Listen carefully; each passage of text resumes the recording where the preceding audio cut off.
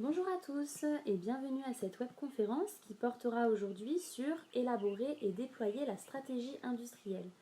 Alors je suis Camille Lambert, chargée de projet marketing digital au sein d'XL Group et aujourd'hui la session sera animée par un de nos consultants, Nicolas Stéphanopoulos, consultant Black Belt Lean et Master Black Belt Lean Six Sigma. Alors, sachez que vous pourrez poser vos questions tout au long de la session via le module de chat qui se situe en bas à droite de votre écran. Nous garderons donc 15 minutes à la fin pour y répondre. Concernant les slides, ils vous seront envoyés dans la journée et le replay sera disponible sur notre chaîne YouTube et sur notre site internet d'ici quelques jours. Alors en introduction, je vais vous présenter brièvement la société XL Group.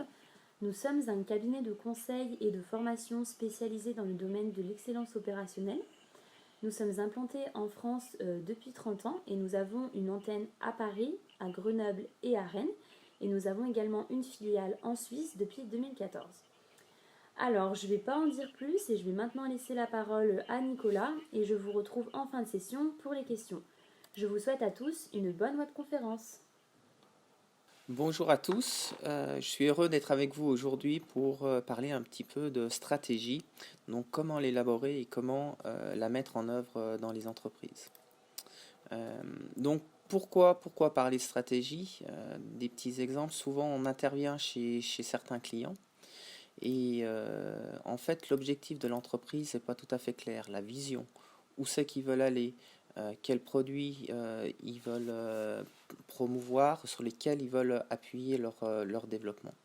D'où l'importance de la stratégie. Donc les 4 points importants que nous allons voir aujourd'hui, la stratégie, comment l'élaborer d'une manière la plus fiable possible, et puis derrière surtout comment la mettre en œuvre. Et on verra que élaborer une stratégie c'est bien, mais surtout la meilleure des stratégies c'est celle qu'on peut mettre en œuvre.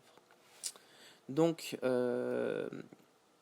au niveau de l'élaboration de la stratégie, c'est quoi déjà la stratégie? Derrière ce mot-là, il y a beaucoup de choses qui se cachent, mais d'une manière simple, c'est pour une entreprise où c'est et comment on peut se battre sur le marché. Donc c'est de choisir là où on veut aller et surtout comment on va pouvoir y aller. Donc définir l'objectif et le chemin pour y arriver.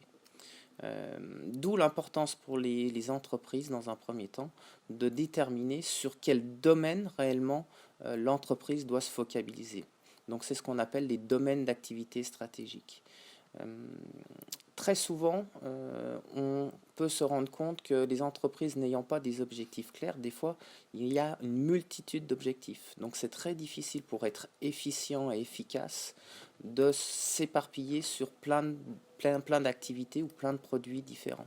D'où la nécessité vraiment de se focaliser sur des choses qui vont réellement faire une différence au niveau du marché et pouvoir conquérir des parts de marché.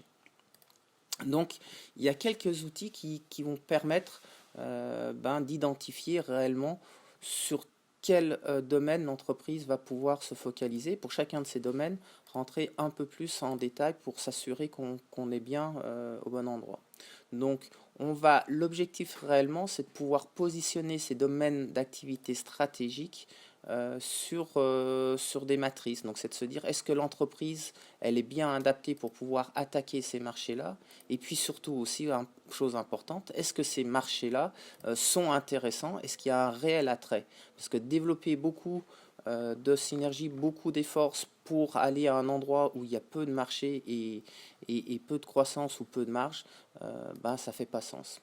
Donc vraiment l'objectif de cette stratégie d'utiliser ces outils, c'est de pouvoir focaliser l'entreprise avec ses ressources sur les bons marchés et au bon endroit. Donc tout d'abord, une chose importante, un outil qui est assez intéressant, c'est ce qu'on appelle le PESTEL. Donc cet outil, c'est les initiales de politique économique, ce qui est socio-culturel, technologique, environnemental et législatif. Donc c'est de se poser les questions si déjà sur le marché sur lequel on est ou sur notre domaine d'activité sur lequel on travaille, s'il va y avoir du changement dans le futur. Donc si on prend par exemple l'exemple de l'automobile, c'est évident que l'automobile aujourd'hui vit, je dirais, des transitions importantes. dû des considérations économiques et aussi environnementales. Donc on voit que ce soit la politique, l'économie ou l'environnement va peser beaucoup sur le futur de l'automobile. Alors les technologies, on a le numérique qui arrive, et puis d'un point de vue législatif, qui découle de l'environnement et du politique, mais il y a de plus en plus de règles, notamment au niveau des émissions de gaz azote, NOx ou de CO2. Donc on voit que ces considérations qui sont globales, qui sont un contexte, va réellement influer sur le devenir de l'automobile. C'est un exemple. Très certainement, ce qu'on peut lire en tout cas, c'est que l'automobile dans quelques années, sa vraie valeur, ce sera plus réellement que seulement de se déplacer, mais ce sera aussi de pouvoir utiliser cet espace comme un espace de loisir ou alors de travail pour d'autres personnes. Donc c'est vraiment un outil qui est important de pouvoir utiliser pour voir réellement le devenir du marché ou du domaine d'activité concerné par le domaine stratégique. Deuxième chose qui est importante, outils. Alors on va voir que quelques outils, d'accord. Il n'y en a pas une liste limitative, mais ce sont des outils qui sont importants, qui permettent réellement de se recentrer sur des choses les plus importantes. Les forces de porteur. Alors c'est simplement l'idée ici, c'est de pouvoir savoir si le marché sur lequel on est difficile ou pas. Donc pour la majorité des entreprises, les entreprises sont focalisées déjà sur des domaines, sur des activités qu'elles ont, avec des marchés qui existent. Et c'est de se dire, sur ce marché-là, est-ce qu'il est difficile à pénétrer? Et oui ou non? Et est-ce qu'il y a beaucoup de concurrence? Donc ces forces de porteurs, il y en a 5. La première, c'est est-ce qu'il y a des nouveaux entrants potentiels sur ce marché-là? Donc on va se poser ces questions-là. Qui c'est qui peut venir, qui c'est qui peut réellement nous attaquer. Et puis aussi avec des nouveaux produits. Donc si on prend par exemple, on va prendre un exemple qui est la photographie, quand il y avait encore le temps de l'argentique, inévitablement, oui, il pouvait y avoir de nouvelles menaces parce qu'il y avait de nouveaux produits qui pouvaient se substituer à l'argentique. Et maintenant, l'argentique a quasiment disparu. Il est très intéressant de voir aussi, on reviendra là-dessus, que les personnes l'entreprise qui a inventé le numérique, en fait, c'était Kodak qui faisait de l'argentique. Et pour certaines raisons, ils ne sont pas remontés dans le train du numérique. On reviendra tout à l'heure dessus. Et puis aussi, c'est une position concurrentielle, alors vis-à-vis des clients, enfin vis-à-vis des autres concurrents. Est-ce qu'il y en a beaucoup? Est-ce que c'est un marché qui est difficile ou pas? Et puis par rapport à la taille de l'entreprise, quel est le poids de mon entreprise par rapport à mes clients? Est-ce que réellement je peux négocier des choses intéressantes avec eux? Et pareil vis-à-vis des fournisseurs. Est-ce que je suis lié à eux ou est-ce que j'ai une certaine marge de manœuvre? Inévitablement, plus on est lié et on a peu de marge de manœuvre sur le marché, et plus l'intensité concurrentielle va devenir difficile. Donc, outil important pour pouvoir prendre les tendances et pouvoir se projeter dans le futur.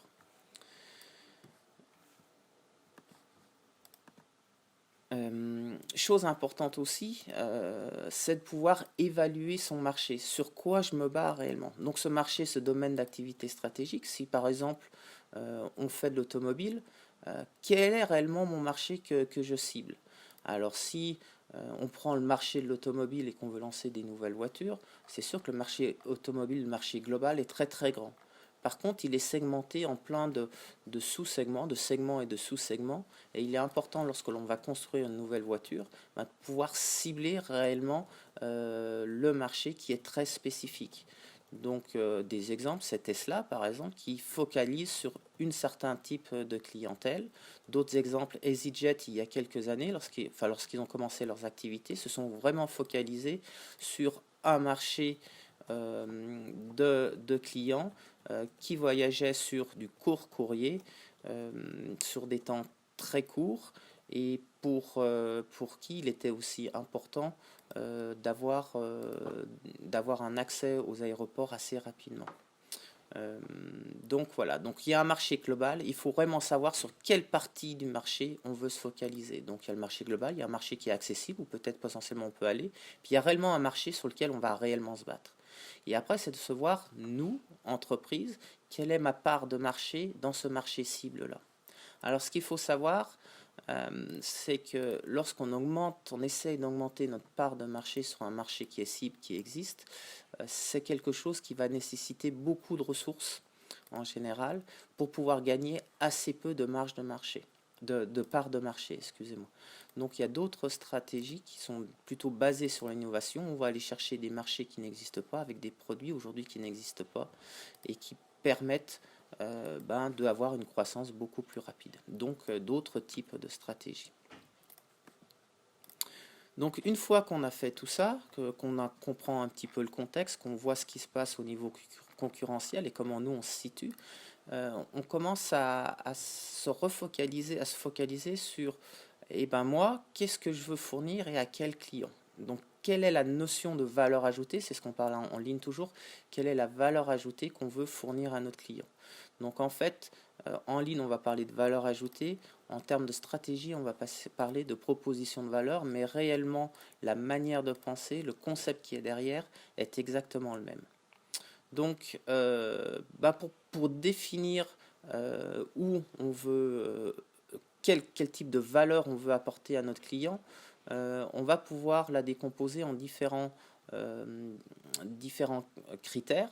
Le premier, c'est le prix. Est-ce que nous voulons, l'entreprise veut développer un produit qui soit un produit qui coûte cher, enfin pas qui coûte, mais qui va être vendu avec une marge significative, ou alors quelque chose, je dirais, c'est du low cost. Quel type de produit on veut se focaliser? Le produit, est-ce que c'est un produit qui est basique, ou alors c'est quelque chose de très évolué, de nouveau et d'original? Alors on pourra voir les différents, il y a aussi la qualité, le support client, d'accord? Est-ce qu'on veut être proche de nos clients en permanence ou au contraire être séparé de nos clients et avoir, je dirais, des centres qui appartiennent pas à l'entreprise qui vont gérer ces clients-là? La disponibilité, donc par exemple si on prend Apple, à certains moments, ils mettaient peu en disponibilité leurs produits pendant certains moments pour pouvoir faire un petit peu de buzz. Donc, et on ne peut pas acheter pour certaines marques n'importe quel produit, n'importe où. Donc c'est réduire la disponibilité du produit au niveau de la distribution. Puis après, il y a la notion de réputation. Est-ce que réellement le nom de nos produits ou de notre entreprise a une signification pour les clients. Donc suivant où on situe notre entreprise sur ces différents curseurs, en fait, ça va être notre position, là où on est et réellement ce qu'on veut donner donner à notre client. Donc par rapport à ça, on va regarder où se situe le marché. Donc on va pouvoir aussi noter le marché sur ces différents critères et puis aussi surtout nos concurrents pour voir, pour pouvoir soit se différencier, soit se rapprocher de certains critères de ce qu'ont nos concurrents et qui nous semblent importants. Donc à partir de ces différents critères, on va déterminer réellement quels sont les atouts de notre entreprise. Donc les atouts de notre entreprise, ça va être lequel de ces critères est important. On va pouvoir les noter par exemple de 1 à 10. Et puis aussi, notre écart aux concurrents. Est-ce qu'on est en avance ou est-ce qu'on est en retard? Ou est-ce que c'est voulu? Donc on va pouvoir déterminer réellement l'atout de l'entreprise en multipliant un petit peu cette importance par rapport à l'écart aux concurrents. L'idée, c'est de se dire, plus j'ai un écart important par rapport à nos concurrents, donc plus on est en avance et plus c'est important, inévitablement, plus c'est un atout pour notre entreprise pour pouvoir pour avoir du succès. Derrière, il nous suffit de regarder l'attrait des marchés qu'on a pu identifier à travers le marché disponible, le contexte, et puis l'atout de l'entreprise.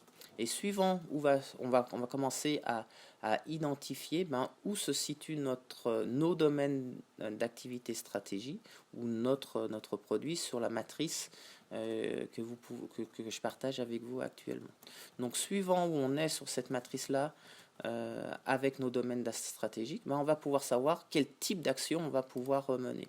Donc inévitablement, si on est sur des marchés où on a des très forts atouts et il y a un très gros attrait de la part sur le marché, il va falloir qu'on maintienne ces positions-là coûte que coûte. Inévitablement, si on a peu d'atouts et qu'il y a peu d'attrait de marché, c'est sûr qu'on va vite abandonner et désinvestir. Donc, suivant l'atout et l'attrait, on va commencer à pouvoir focaliser l'entreprise sur un certain type d'action et de positionnement. Donc c'est très important pour une entreprise de savoir à quel niveau se situe, quel est le positionnement de ces différents domaines d'activité stratégique.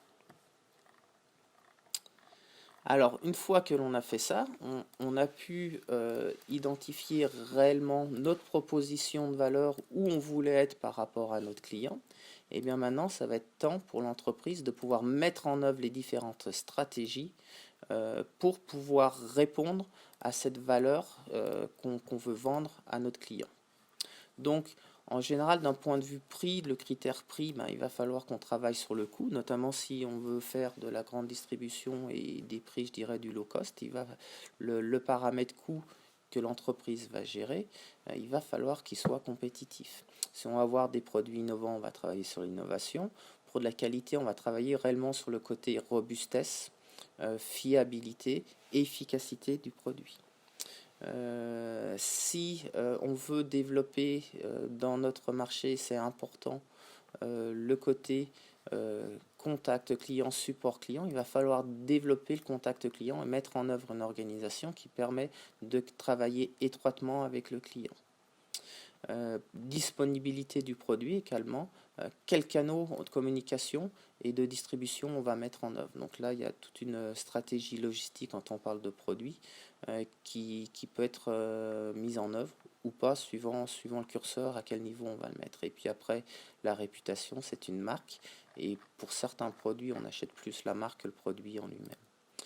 Donc on voit très bien que suivant la proposition de valeur que l'on veut faire, on va mettre en place des actions et donc vérifier que ces actions que l'on va activer sont rentables pour l'entreprise. Il y a toujours un côté modèle économique qu'il faut valider.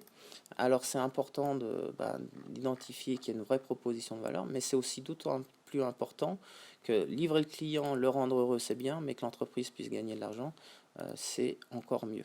Donc c'est une chose très importante, c'est ce qu'on appelle le modèle économique. Et ce modèle économique, il va être basé sur l'introduction d'une chaîne de valeur. Comment concrètement on va pouvoir délivrer ces propositions de valeur à partir des différentes actions sur les critères coût, innovation, robustesse, contact client, canaux de communication ou même marque. Donc ces chaînes de valeur, on en parle, c'est vrai, en stratégie. Donc vous avez ici un exemple, c'est le modèle le plus connu qu'on appelle le Canvas. Mais vous avez aussi en ligne la notion de value stream mapping, donc de cartographie des flux.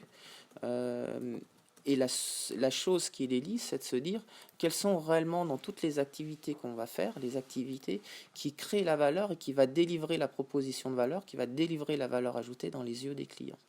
Donc on voit que ce soit d'un point de vue Lean qui vient de Toyota ou d'un point de vue, je dirais, des manières de penser occidentales sur la stratégie, en fait il y a un vrai parallèle et on parle exactement de la même chose. Donc l'objectif c'est de pouvoir créer cette chaîne de valeur à travers les services supports, à travers la production lorsqu'il y a des produits à fabriquer pour pouvoir délivrer cette valeur aux clients. Alors le modèle économique, il va falloir regarder à partir de cette chaîne de valeur, on va pouvoir identifier réellement sur le terrain si elle existe déjà ou alors la créer avec le minimum de non-valeur ajoutée. D'où l'importance derrière de pouvoir identifier toutes ces opportunités-là sur le terrain et de faire un lien avec, je dirais, la rentabilité et la rentabilité du business.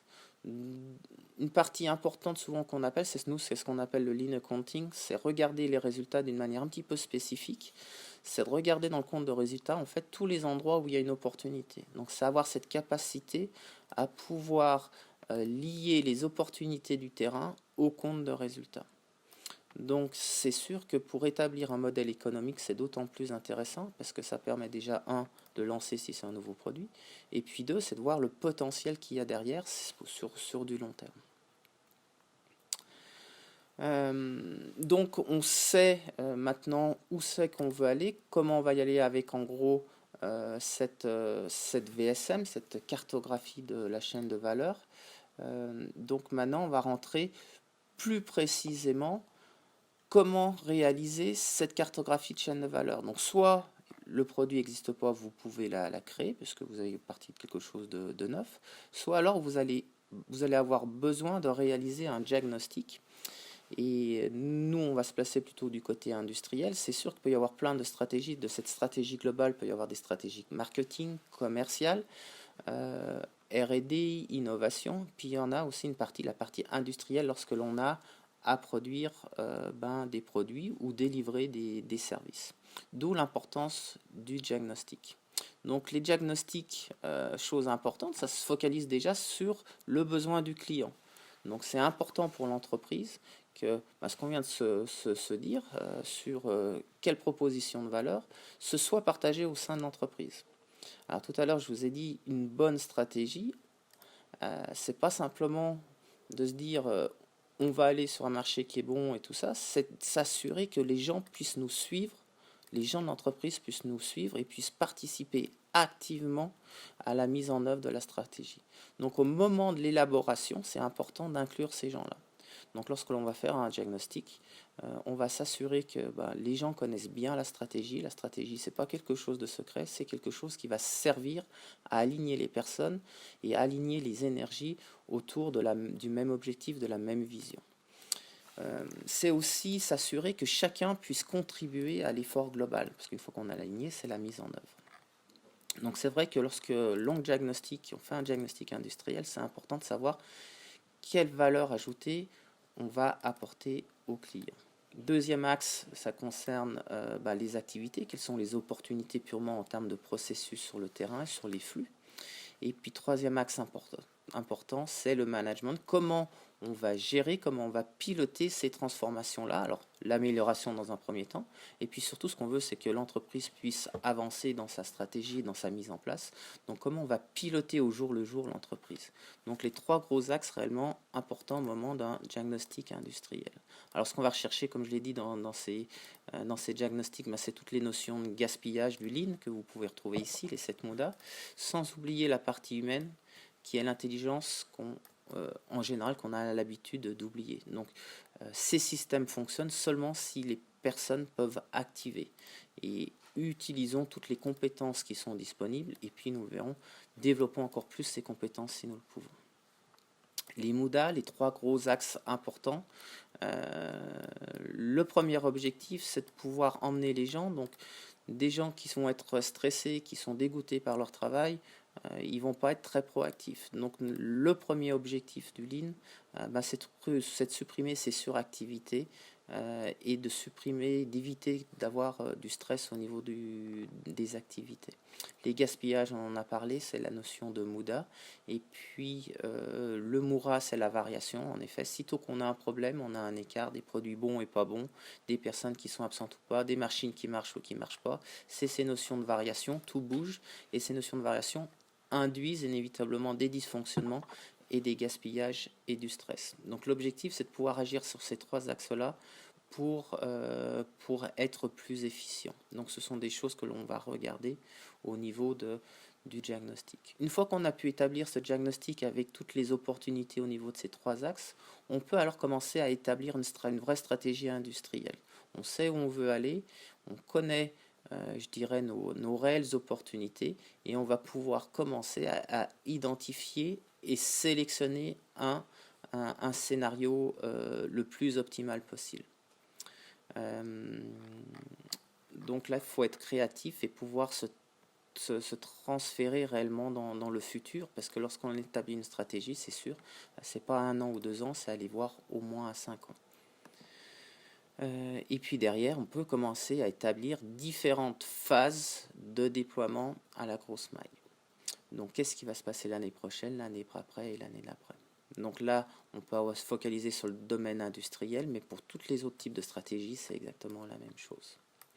Alors ce qui est important lorsqu'on sait où on va aller, comment on va y aller, et qu'on a défini nos opportunités, c'est d'inclure et de déployer ça convenablement au niveau du personnel. Donc, c'est décliner ses objectifs du sommet de l'entreprise qui a décidé de se lancer sur certains produits pour certains marchés, jusque sur le terrain. Donc on va demander la contribution de chacun et voir toutes les opportunités, tout ce qu'ils peuvent avoir comme idée. Donc c'est vrai qu'il y a un côté top-down en termes de déclinaison, mais il y a aussi des retours d'informations qui sont importants au niveau du terrain pour pouvoir consolider la chose. Ce qui est vraiment important à ce niveau-là, c'est que les gens puissent participer, puisque s'ils participent, il n'y aura pas de résistance, au contraire, les gens vont être moteurs pour pouvoir mettre en œuvre. Et il est très important qu'une stratégie puisse être mise en œuvre. Donc un outil privilégié pour supporter ce déploiement stratégique, c'est ce qu'on appelle la matrice en X. Donc sur la diapo précédente, on voyait c'était décliné. Donc on va partir d'objectifs stratégiques et sur d'autres objectifs qui vont être plus tactiques dans différents secteurs, et puis on va arriver jusqu'à la maille de l'action. Donc c'est un outil qui permet de lier les activités du sommet de l'entreprise jusque le terrain et voir les contributions de chacune des actions par rapport aux axes stratégiques. Alors attention, c'est un outil qui est très performant, mais il a ses limites aussi, puisque rapidement, beaucoup de personnes peuvent avoir beaucoup d'idées, et ce genre d'outil devient difficile donc à manager, puisqu'on passe plus de temps à écrire dessus que réellement à faire les activités.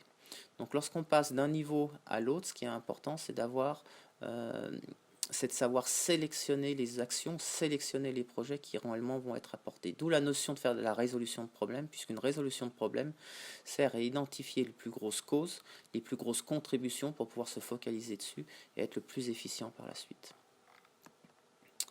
Donc une fois que l'on a fait, qu'on en a défini cette matrice en X et la déclinaison, on peut commencer réellement à définir plus précisément la feuille de route, qui sait qui va faire quoi à quel moment. Donc, chose importante, il faut que les gens puissent porter ces projets. Donc, c'est commencer à monter en compétence le personnel, c'est s'assurer que les ressources qu'on a sont bien en ligne avec le besoin de notre stratégie. Alors tout à l'heure, je vous ai parlé un petit peu de Kodak. Et en fait, le gros problème de Kodak, c'est qu'en fait, ils avaient beaucoup de compétences, mais sur l'argentique. Et passer de l'argentique au numérique, ils n'avaient pas du tout toutes ces compétences-là. Et donc, l'effort nécessaire à faire pour une grosse entreprise telle que Kodak pour transférer des compétences de l'argentique au numérique, c'était très difficile. Et puis ils avaient peur aussi de couper la branche sur laquelle ils étaient. Et la conséquence que bien en ayant identifié le nouveau produit, trouvé le nouveau produit numérique, ils ne l'ont jamais mis en œuvre. Donc on voit que le côté humain et compétence est très important quand on déploie une stratégie, puisqu'il faut qu'on puisse mettre à disposition, créer la ressource ou la faire évoluer en termes de compétences pour que la stratégie puisse être mise en œuvre. Donc il faut que les gens adhèrent et qu'on ait le bon niveau de compétences et d'engagement du personnel. D'où l'importance de la formation et de l'accompagnement des personnes dans ces phases de transition et de transformation de l'entreprise. Et puis, vous voyez sur la partie basse, des comités, les petites étoiles, ce sont peut-être des comités de pilotage pour s'assurer que tous les projets qui sont planifiés sont bien réalisés dans les temps avec les bonnes ressources. Donc là, on arrive sur l'établissement réellement de la feuille de route précise avant de rentrer dans la partie purement exécution. Donc c'est bien d'avoir un bon plan, d'avoir des gens qui sont engagés. Ce qui est aussi très important, c'est de pouvoir exécuter rapidement ce que l'on a décidé. Donc là, on n'est plus dans les phases de réflexion, on est vraiment dans des phases d'exécution. Et en ligne, la chose qui est importante, c'est de pouvoir, c'est ce qu'on utilise, l'outil qu'on utilise le plus souvent, c'est le Kaizen. Donc on va former des gens pour pouvoir exécuter rapidement sur des intervalles de temps courts des projets. Donc c'est avoir une vision long terme, mais pouvoir l'exécuter d'une manière efficace et efficiente sur du court terme. Donc, on va avoir différents programmes de formation suivant la complexité des problèmes à résoudre. Si c'est assez simple, ça va être des formations plutôt Yellow Belt. Un petit peu plus compliqué les problèmes, donc on va faire de la formation ce qu'on appelle Green Belt avec des outils un peu plus évolués. Et pour des outils très complexes, plus complexes, on va faire des formations Black Belt avec des outils qui permettent réellement de tuer les différents types de problèmes que l'on peut rencontrer. Ne pas oublier que là on est sur du projet, sur de l'amélioration, mais quand même le cœur de tout ça c'est l'homme. Donc il va falloir penser à faire évoluer l'organisation et la manière de fonctionner en parallèle. Donc c'est réellement une démarche de transformation dans laquelle on se lance quand réellement on met en œuvre une stratégie.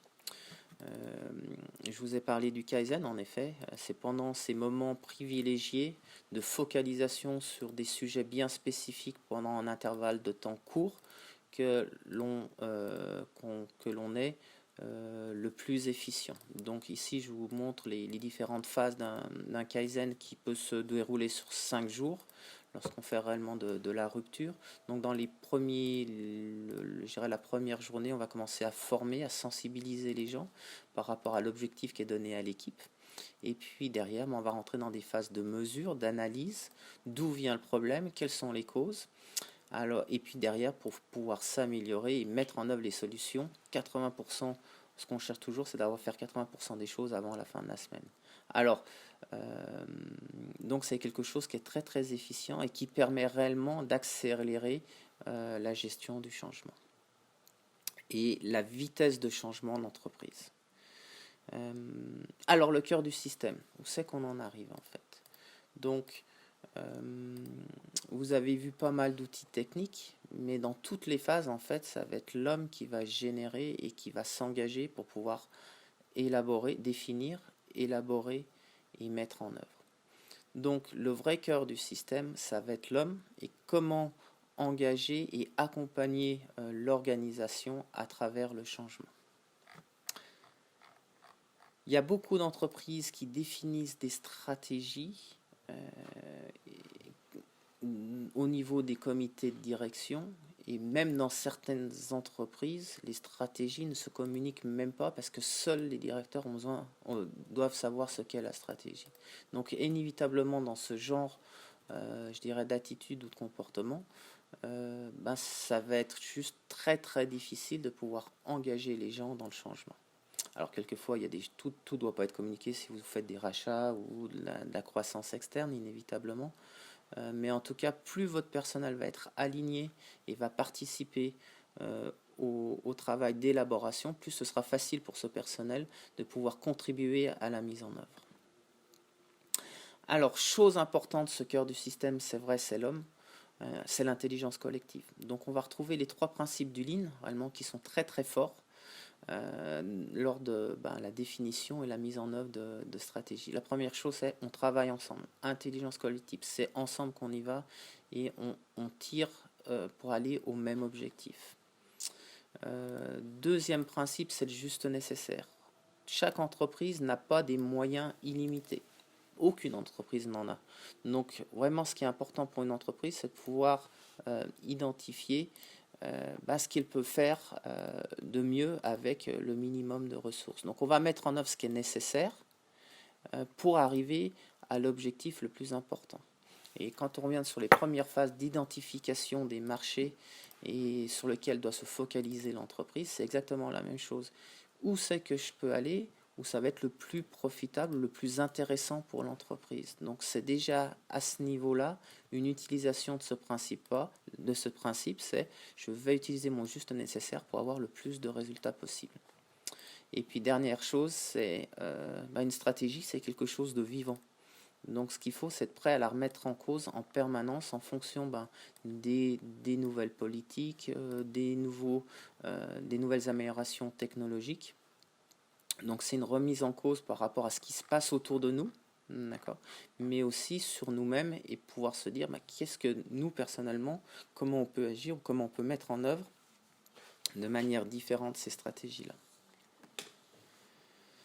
Donc on en arrive au point qui est vraiment crucial, c'est comment on accompagne le changement dans l'entreprise. Comment on va faire en sorte que ce personnel, à toutes les étapes de la transformation, soit avec nous. Alors, je vous ai transcrit un petit peu là sur cette diapo, un petit peu à quoi peut correspondre réellement les phases du changement pour une démarche d'amélioration, une démarche de mise en œuvre, d'élaboration et mise en œuvre de stratégie. Donc c'est vrai, quand on est dans nos entreprises, on va commencer à essayer d'aller voir vers l'avenir. Donc c'est une vraie remise en cause, c'est un changement, c'est une rupture. Donc on va préparer notre organisation, on va communiquer de manière à leur dire que demain va être différent et qu'il va falloir qu'on s'adapte. Et puis on va commencer à rentrer dans une phase qu'on va être une phase pilote, où on va commencer à mettre en œuvre des choses qu'on a identifiées avec nos différentes ressources.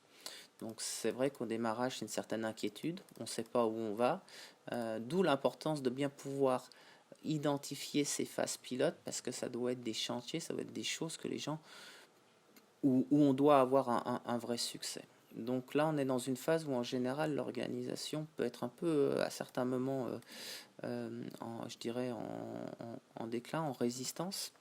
Et puis rapidement, après quelques succès, l'entreprise se rend compte que on apprend des choses et puis on commence à voir le bout du tunnel. Donc on commence à remonter. Donc on est encore dans une phase où on investit beaucoup, il y a beaucoup d'efforts et l'entreprise n'a encore pas retiré, je dirais, tous les gains de son engagement dans ces nouveaux axes stratégiques. Donc, et puis à un moment, à force de duplication de ces phases pilotes, on va arriver à obtenir un vrai gain, une vraie généralisation de cette énergie, de cette synergie. Et puis les gens vont se sentir plus confortables. Donc c'est tout à fait similaire à une courbe du changement qu'on peut avoir au niveau personnel. D'accord. Ou lorsqu'on a quelque chose qui nous arrive, où on a une rupture, on va rentrer d'abord dans des phases émotionnelles de déni, de colère. On essaye de marchander, on ne veut pas avancer, jusqu'au moment où réellement on est sûr, on se dit on a fait le deuil, d'accord. On est triste, on fait le deuil des choses qui étaient auparavant. Et puis on se regarde un petit peu le futur en se disant ouais, c'est dur, je sais pas faire. Et puis progressivement, on va expérimenter, on va faire des essais. Donc ça, c'est vraiment des choses qui sont personnelles. Et à chaque fois qu'il y a un changement, chaque personne réellement se focalise sur cette courbe-là. On crée, on fait, puis d'un seul coup, on intègre tout ça et on en tire un vrai bénéfice et on le fait systématiquement. Donc accompagner une organisation ou accompagner une personne, c'est l'accompagner en permanence à travers ces changements-là. Donc il faut connaître, il faut reconnaître, savoir que lorsque l'organisation va rentrer dans une nouvelle phase stratégique, va y avoir ces différentes phases qui vont se présenter à nous. C'est juste normal. Donc comment accompagner, c'est la chose qui est vraiment importante. Donc c'est en parlant avec les gens, en les écoutant et en les faisant participer que cela va pouvoir se faire de manière significative. D'où l'importance dans nos entreprises de plus en plus de ce qu'on appelle l'intelligence émotionnelle, c'est reconnaître que nous, quand on arrive face à ces changements stratégiques, c'est de se connaître, d'accord. Et quels sont mes besoins? Est-ce qu'ils sont en équation avec ceux de l'entreprise? Et comment je vais pouvoir avancer? Et qu'est-ce qui me fait réellement peur? Donc ça commence toujours par ces notions de connaissance de soi.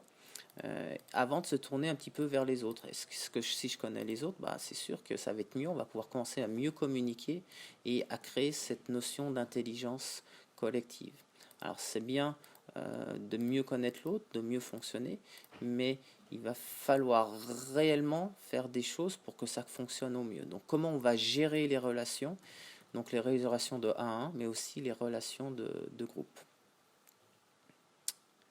Donc c'est ce qu'on appelle l'intelligence émotionnelle, c'est comment on va manager, comment on va engager et suivre notre personnel et nos équipes dans ces changements-là.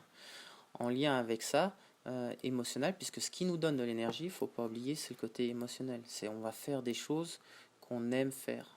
Donc accompagner le changement, c'est pouvoir identifier des besoins qu'ont les personnes, qu'a l'entreprise, pour pouvoir les mettre en œuvre.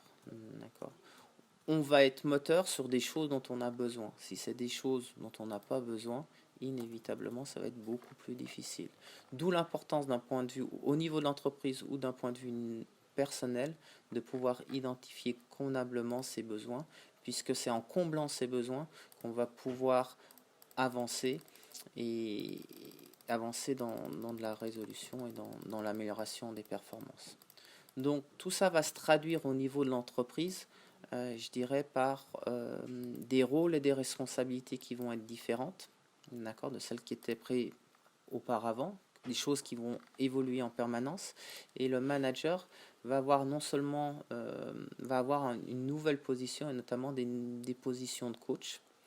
Ce qui va être important pour le manager, c'est de pouvoir partager avec son personnel justement cette vision de la stratégie, comment son équipe va pouvoir s'engager dans le changement, qu'est-ce que ça veut dire pour son équipe et qu'est-ce que ça veut dire pour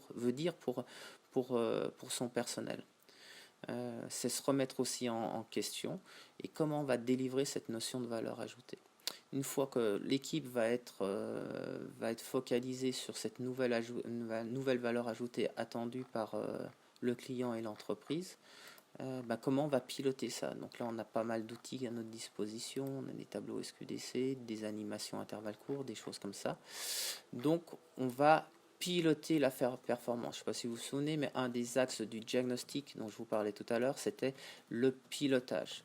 Donc, vous voyez que là, ça prend toute sa place, puisque sans pilotage, ça va être difficile d'avancer de manière efficiente vers un objectif.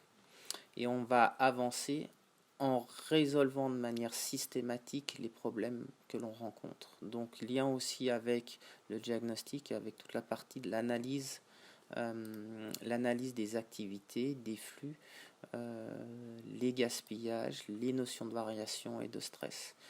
Donc, focaliser notre énergie sur ce qui peut nous faire travailler de la manière la plus sereine possible, avec la plus grande qualité, des produits de plus grande qualité, et puis qui soient plus rentables aussi pour l'entreprise. Le rôle du manager, ça va être de se mettre réellement à disposition de son personnel pour que son personnel puisse mettre en œuvre et être moteur le plus possible dans cette transition et cette transformation-là. Donc, la conséquence très souvent de nouveaux axes stratégiques, ça va être un changement de culture. Et c'est pas quelque chose qui prend 3 mois ou 6 mois. Donc une stratégie, c'est sur du long terme. Un changement de culture, c'est du long terme. Ce qu'il faut savoir, lorsque des entreprises se lancent dans des changements de culture qui sont trop drastiques, le risque commence à augmenter. D'accord. En tout cas, c'est beaucoup plus difficile. Si vous restez sur le même marché avec le même produit, qu'il n'y a pas de grosses actions et de gros changements dans votre stratégie, on va régler comme on a toujours réglé les problèmes, comme on les a réglés dans le passé. Mais surtout qu'on commence à avoir beaucoup de changements, le risque va commencer à augmenter puisqu'on va changer la culture de l'entreprise, ce qui prend plus de temps et qui est plus difficile. Donc on arrive vraiment au cœur du système de ces changements de stratégie. Voilà, donc avant de passer un petit peu aux questions, les choses sur lesquelles nous on a l'habitude d'intervenir, c'est d'accompagner les entreprises justement à travers ces changements, bien s'assurer qu'elles ont les bons axes, qu'elles ont des axes stratégiques qui sont clairement définis de manière factuelle, et puis que derrière on va pouvoir aligner les opérations et l'industrie sur ces objectifs-là. Donc on accompagne les entreprises et puis ce qui est important c'est de pouvoir aussi, je dirais, améliorer, développer les compétences du personnel. Donc que ce soit depuis, je dirais, des identifications et de l'amélioration sur le terrain, on a des formations Yellow, Green, Black ou Master, et puis on a des outils très spécifiques qui permettent de pousser, qui sont plus élaborés, tels que de la gestion de flux avec du DDMRP, du Lean Accounting, pour être sûr qu'on sait très bien faire le lien entre ce qu'on voit dans notre compte de résultats et ce qui se passe sur le terrain. Et puis aussi, surtout, comme on en a parlé à la fin, comment accompagner le personnel dans ce changement. Voilà. Euh, J'en ai fini avec la partie présentation. Si vous avez quelques questions, ce sera avec plaisir. Merci beaucoup Nicolas pour cette présentation. Alors oui, effectivement, nous avons des questions, on en a même pas mal. Alors je vais commencer avec la première. Peut-on appliquer cette démarche et outils pour les entreprises qui se lancent dans l'innovation? Alors cette démarche, on va pouvoir l'appliquer en partie. Pourquoi en partie? Parce que vous avez vu la première phase qui est l'élaboration réellement de la stratégie. Elle est basée sur l'attrait du marché. D'accord. Mais l'attrait du marché, lorsqu'on fait de l'innovation, dans certains cas, on va développer des nouveaux produits pour des nouveaux marchés. Donc en fait, on n'a aucune ou très très peu d'informations sur le marché. Donc dans ces cas-là, en fait, l'attrait, il va falloir le trouver d'une manière différente. Donc on va revenir à des choses beaucoup plus basiques. Et on en revient beaucoup à du lean en fait. C'est commencer à développer un produit pour un client qui répond réellement à son besoin. Donc comment je vais créer cette valeur ajoutée chez un client. Et puis très rapidement, on va faire des allers-retours, partenariats entre clients-fournisseurs, clients et l'entreprise, pour pouvoir mettre au point rapidement ce nouveau produit. Donc c'est tous les processus d'effectuation qui sont beaucoup utilisés en fait par les petites entreprises ou les artisans. C'est je m'adapte réellement aux besoins. Donc il y a un très gros lien avec le Lean parce qu'on a ces notions d'agilité et de pouvoir fournir vraiment la VA au client de la manière la plus rapide possible. Et une fois qu'on a pu faire ça, on peut commencer à regarder quel type de client je vais pouvoir cibler et quel type de marché peut se créer. Donc là, on va commencer à se projeter dans le futur et là, commencer à mettre en œuvre et déployer une vraie stratégie. Donc, pour des nouveaux produits, pour des nouveaux marchés, je dirais les premières phases d'élaboration de la stratégie sont différentes. Par contre, c'est très très intéressant parce que quand vous allez travailler sur des nouveaux produits pour de nouveaux marchés, vous avez une intensité concurrentielle qui est beaucoup plus faible. Donc vous avez une vraie opportunité pour rapidement gagner beaucoup, je dirais, et de marge d'un côté, et puis de clientèle en termes de croissance.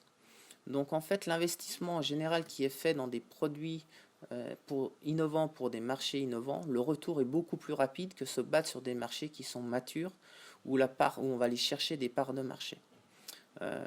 Mais par contre, pour pouvoir faire ça, il va falloir être très agile et être capable de s'adapter rapidement. D'où l'intérêt du Lean. Voilà. Une autre question. Merci pour cette réponse. Alors une autre question, quel rapport y a-t-il entre la stratégie industrielle et la gestion de la production? Alors, la stratégie industrielle, ça vous définit où c'est que vous voulez aller et comment vous voulez opérer.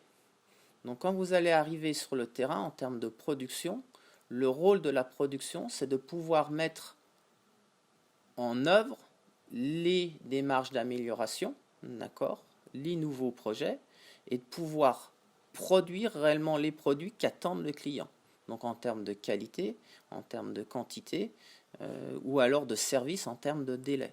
Donc il y a un vrai lien entre ce qui se passe sur le terrain en termes de modification ou des lignes de production ou d'établissement de nouvelles lignes de production pour pouvoir mettre en œuvre le produit et le fournir au client. Donc il y a ce qu'on fait en production. En fait, souvent la notion c'est en production dans une entreprise, on entend on gère une entreprise. Gérer une entreprise, en fait, c'est comment on accompagne l'entreprise dans le changement. Plus une entreprise va pouvoir évoluer rapidement, échanger rapidement en s'améliorant, plus elle aura d'atouts pour réussir.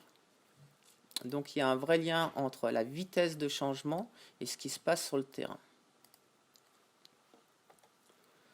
Merci. Alors une autre question, du coup c'est deux questions en une. Déjà, est-ce que tu pourrais préciser la signification du DDMRP et aussi expliquer ce que fait Excel sur le DDMRP? Alors DDMRP, c'est un mélange, c'est un mélange de flux tiré et de flux poussé. Donc du flux poussé, c'est je vais fabriquer dans l'espoir de pouvoir vendre à un certain moment ces pièces-là. Le flux tiré, c'est l'intérêt, c'est un petit peu McDo, c'est vous allez chez McDo, vous prenez votre produit et vous partez. Donc des délais d'attente qui sont très très courts. Et ben, ce qui est intéressant pour une entreprise, c'est toujours fabriquer les produits qui sont commandés, ne jamais mettre en stock des produits qui ne sont pas commandés, mais le plus rapidement possible. Et avec le minimum de stock possible, puisque lorsque vous allez chez McDo, inévitablement, ils ont du stock de produits finis. Donc ce sont des nouvelles méthodes de planification, des nouvelles méthodes d'amélioration des flux de pièces dans les systèmes de distribution, dans les organisations de distribution ou même au sein des industries de production. Et donc XL est focalisé là-dessus puisqu'on est en train on développe avec des partenaires, on mène même nous-mêmes des projets sur du DMRP qui permettent de réduire de manière sensible les stocks et de répondre plus rapidement aux besoins du client. Merci. Alors, une autre question sur la chaîne de valeur. Il y en a donc une pour chaque produit ou pour chaque service fourni? Alors, en fait, lorsqu'on va définir une stratégie, on va se focaliser sur des produits ou du service. Donc, suivant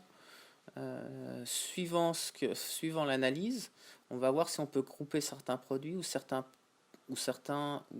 services. Il y a toujours en général un découplage entre la demande du client et ce qu'on veut servir au niveau du client et comment on le produit. Est-ce qu'il y a des synergies possibles au niveau de la production du service ou la production du produit?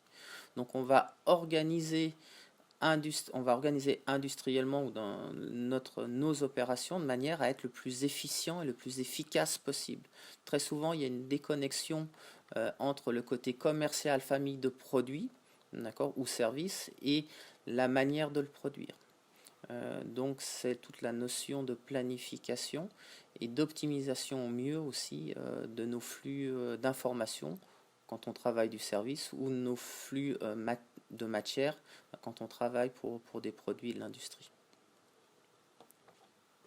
Merci. Ensuite, dans la pratique, comment évaluer l'énergie nécessaire à la réussite de la mise en place d'une stratégie? 5, 10, 20% des ressources de l'entreprise? Alors, ma réponse va être assez simple. Pour certaines entreprises, leur vraie stratégie, c'est de rester là où elles sont. Donc pour ces entreprises-là, il y a très peu d'intérêt d'investir dans du changement. Pour d'autres, c'est de mettre ce qui est nécessaire pour pouvoir y arriver. Il faut vraiment faire attention au fait que plus vous allez mettre de ressources dans ces changements-là, plus certainement le risque et le changement va être important. La notion importante, c'est la notion d'efficience ou d'efficacité et d'efficience. Où on veut arriver, d'accord, et comment on va y arriver. Donc, comment on va y arriver, c'est avec le juste nécessaire, donc avec le minimum de ressources possibles. Quand vous travaillez dans des startups ou des choses comme ça, c'est sûr que vous avez un maximum, vous développez des nouveaux produits, vous avez un maximum de ressources qui vont être sur ces processus de développement de nouveaux produits, de mise en œuvre de nouvelles chaînes de valeur. Très souvent, d'ailleurs, dans les plus grosses entreprises, on aime séparer le flux régulier du fonctionnement d'une entreprise, de nouveaux produits ou de nouveaux processus. Alors c'est des choix qui sont faits en fonction réellement des changements qui sont prévus. Et quelquefois, ça peut des fois c'est quelques. Alors, ce qui est important de comprendre aussi, c'est pas parce qu'on met plus de ressources mon point, c'est que c'est pas parce qu'on met plus de ressources qu'on va aller plus vite. Il faut vraiment avoir cette notion d'efficience de nos ressources. Donc, il faut vraiment être sûr que les points sur lesquels on travaille, c'est vraiment les points importants. Et là, de ce moment-là, après, on peut commencer à mettre les ressources sur ces choses-là. Et l'entreprise va mettre les ressources aussi en fonction des moyens qu'elle a. Elle n'a pas des moyens illimités. Donc, avec les moyens qu'elle a, le maximum de moyens qu'elle a, elle va les mettre sur ces axes de changement. Merci. Justement, est-ce que ce que tu as présenté est adapté pour les grandes entreprises, notamment au niveau stratégie corporate? Alors, oui, tout à fait. Donc après, il y a des choses qui sont un peu plus compliquées quand on parle du corporate et qu'on décline. Ce qu'on a vu là, c'est la base. Mais oui, pour des grandes entreprises, c'est exactement la même chose. Et dans les grandes entreprises, il y a des segmentations des différents produits ou des différents marchés et comment on attaque les différents marchés avec les différents produits. Donc il y a des stratégies corporate qui sont faites et on peut gérer les marques, on peut gérer les différents business qui sont des segmentations. Donc la réponse, oui, tout à fait. Très bien. Est-ce que la feuille de route est considérée comme étant le schéma directeur? Oui, c'est-à-dire c'est du moment que vous savez comment vous allez vous organiser, soit au sein de votre entreprise ou avec vos différentes usines, parce qu'il peut y avoir différentes usines. Oui, c'est où on veut aller, comment on va y aller. Donc le schéma directeur, c'est où on va et comment on va y aller. Donc c'est d'un point de vue industriel. Donc c'est le schéma directeur industriel. Oui. Très bien, merci. Alors une question, dans une de tes premières diapos, on mentionne la sensibilisation CODIR. Donc comment procéder? C'est-à-dire la personne explique comment provoquer une prise de confiance lorsque le CODIR pense que tout roule, qu'on a toujours fonctionné comme ça et que nous ne sommes pas en perte. La première des choses, c'est de questionner. C'est déjà, enfin, une des choses qui peut être faite, c'est de questionner. Tiens, et c'est pas d'arriver avec des solutions et dire attention, vous regardez pas. C'est de questionner les personnes et les comités de direction et les gens qui dirigent sur les nouvelles choses qui se passent autour de nous. D'accord. Donc ça, ce serait mon premier point. Et derrière ça, pour les sensibiliser plus, c'est de les ouvrir inévitablement, faire du benchmark sur d'autres entreprises ou d'autres secteurs pour leur montrer les limites qu'ont eu certaines entreprises justement à pas évoluer. Quand vous avez une entreprise pendant 15, 20 ou 30 ans qui dit je fais de la marge et ça me suffit, et c'est un choix qui est tout à fait respectable, et il n'y a pas de souci avec ça. Par contre, il faut savoir que lorsqu'une entreprise reste pendant 10, 15, 20 ans sur le même produit avec les mêmes marges, lorsqu'il y a un vrai changement qui arrive au niveau du contexte extérieur à l'entreprise, c'est beaucoup plus difficile pour cette entreprise de réagir et d'être agile. Donc il faut être en veille.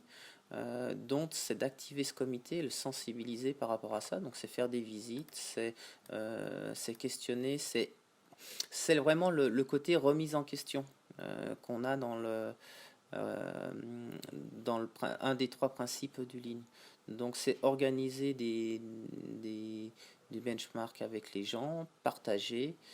Et d'ailleurs, de plus en plus, vous avez des partages en formation, des partages de bonnes pratiques ou de choses qui se passent sur le marché dans le monde entier. D'ailleurs, vous avez les réseaux sociaux qui vous permettent aussi de vous rendre compte que le monde avance et que il faut avancer aussi. Merci beaucoup. Alors, il reste quand même pas mal de questions, on ne pourra pas répondre à tout. Donc, je vais en poser une dernière. De qui peut provenir l'intention de mettre en place une stratégie industrielle? Est-ce forcément la direction? Alors, on peut très bien identifier sur le terrain des opportunités pour pouvoir avancer, pour pouvoir s'améliorer. Ce qui vraiment faire attention pour la mise en œuvre de ce schéma industriel ou de ces stratégies industrielles, il faut qu'on ait une image claire de où va l'entreprise. Donc mettre en œuvre une démarche industrielle sans réellement savoir où veut aller l'entreprise, c'est très risqué parce on peut utiliser beaucoup de ressources sans que cela soit efficient. Donc un schéma industriel vient en général du directeur industriel qui fait partie du comité de direction. Et deuxième point, c'est que les ressources, c'est ce qu'on appelle souvent les MAC, les moyens, l'autorité, les compétences, sont à différents niveaux. Et si réellement vous voulez faire une vraie transformation et un vrai changement, il vaut mieux que vous ayez le soutien des personnes qui ont les moyens, l'autorité et la compétence dans l'entreprise. Et ça, en tout cas les moyens et l'autorité, c'est au niveau des comités de direction. Donc il faut absolument avoir cet alignement. Et à moins de faire des modifications au sein de votre entité, mais moi ce que je vous conseille, c'est de ne pas faire des grosses modifications si réellement vous ne savez pas sur quel type de produit ou de service vous allez vous lancer. Merci Nicolas pour cette dernière réponse. Donc je suis désolée pour les quelques questions qui restent. Du coup on est assez limité dans le temps, donc on n'aura pas le temps d'y répondre. Sachez qu'il n'y a pas de problème, vous pouvez toujours nous contacter, que ce soit sur notre site internet, sur les réseaux sociaux pour poser vos questions. On se fera un plaisir de vous répondre. Donc pour ça, il n'y a pas de problème. Donc pour clôturer la webconférence, je vous laisse prendre connaissance des prochaines dates avec le 6 décembre une webconférence sur les outils de base du Lean et deux prochaines webconférences en 2020 sur justement nos formations certifiantes qui sont répertoriées au répertoire spécifique le 17 janvier 2020 et une webconférence sur booster et optimiser votre supply chain le 21 février 2020. Voilà, merci beaucoup Nicolas pour cette animation et merci à tous pour votre attention. N'hésitez pas donc, comme je vous l'ai dit, à nous contacter pour toute question, que ce soit par téléphone, via les réseaux sociaux ou sur notre site internet. On se fera un plaisir de vous répondre. Je vous souhaite à tous un bon appétit et à bientôt. Merci. Merci beaucoup, au revoir.